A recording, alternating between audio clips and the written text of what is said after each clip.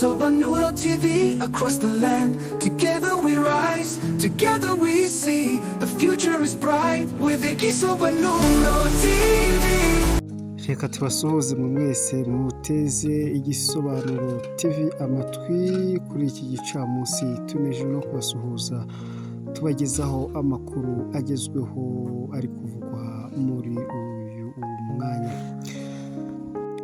Umunyarwandakazi Dr Agnes Kalibata uyobora ihuriro nyafurika riteza imbere ubuhinzi AGRA yahawe igihembo cya Justice for Big Award for World Nutrition kubera uruhare rwe mu guteza imbere ibiribwa ku isi.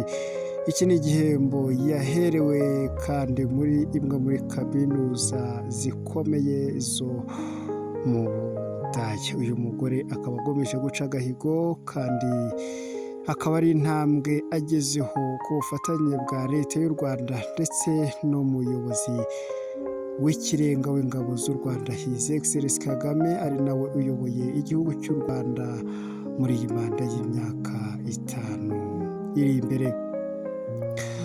Shampiyona y'u Rwanda ni Premier League yasohoye urutonde rw'uko amakipe agiye kongera gucakirana uhereye ku cyumweru. Akaba muraritswe kumva uburyo amakipe yanyu abafana muzishima abandi mukababara guhera kuri iki cyumweru.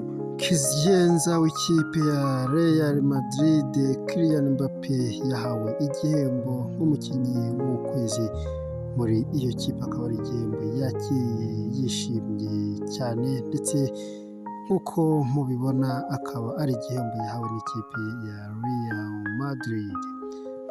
Turagushimiye wowe ubanye natwe muri aka gace gato k'amakuru ku Gisobanuro TV.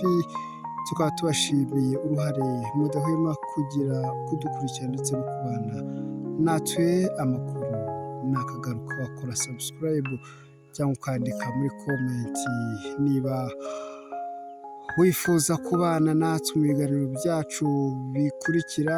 Wajya dushyiraho video ugahita uyibona udategereje ko YouTube ariyo isharinga.